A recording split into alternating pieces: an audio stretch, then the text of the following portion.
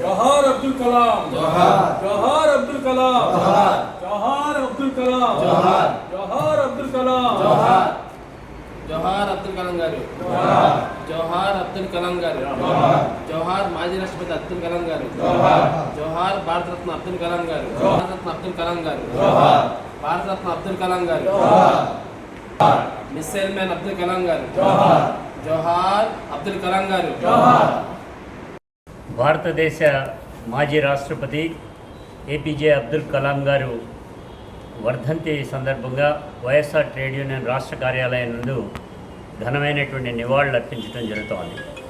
అబ్దుల్ కలాం అంటేనే విద్యార్థి యువజనంలో ఒక స్ఫూర్తిదాయకం.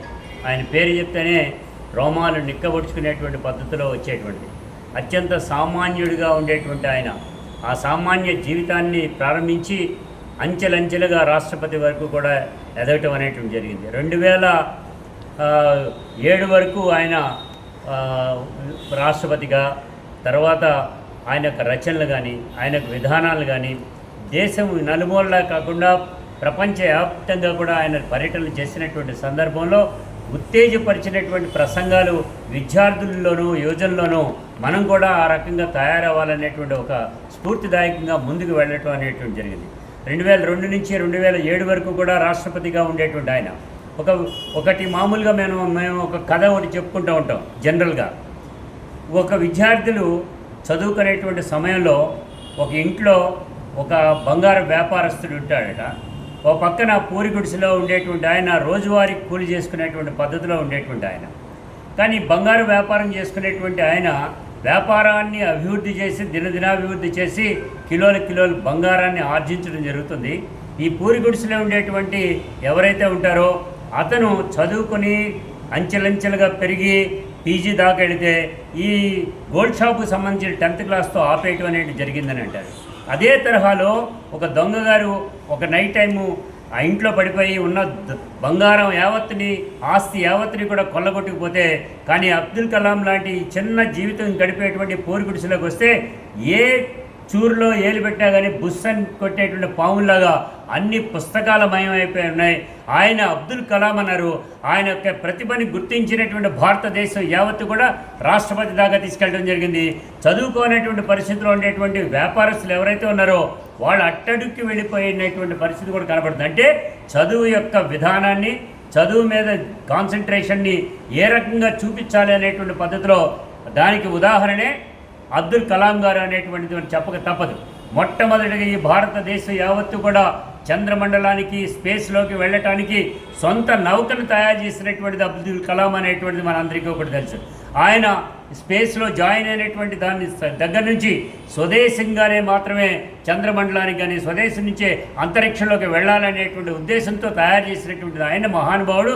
ఆయన యొక్క కీర్తి ప్రతిష్టలు ఇనుమడించేటువంటి పద్ధతిలో మనందరం కూడా ముందుకు వెళ్ళి విద్యార్థి యువజనులు అందరిలో కూడా ఆయన యొక్క స్ఫూర్తిదాయకంగా ఉండేందుకు ఆయన యొక్క ఆశయాలకు అనుగుణంగా ముందుకు వెళ్ళాలని అదే తరహాలో ఏదైతే చెప్పారో అదే తరహాలో జగన్మోహన్ రెడ్డి గారు ఆంధ్ర రాష్ట్ర మాజీ ముఖ్యమంత్రి గారు అబ్దుల్ కలాం గారిని ఆదర్శంగా తీసుకున్నారు. కాబట్టి ఈ భారతదేశంలో ఎక్కడా లేనటువంటి పద్ధతిలో ఫీజు రియంబర్స్మెంట్ అనేటువంటిది, అమ్మఒడి కానీ లేకపోతే విద్యా దీవెన కానీ విదేశీ దీవెన కానీ చదువుకునేటువంటి వాడు LKG to PG వరకు ఉచితంగా ఇస్తాననేటువంటి చెప్పడానికి గల కారణం ఇటువంటి వాళ్ళు ఇచ్చినటువంటి స్ఫూర్తినే జగన్మోహన్ రెడ్డి గారు తీసుకున్నారు.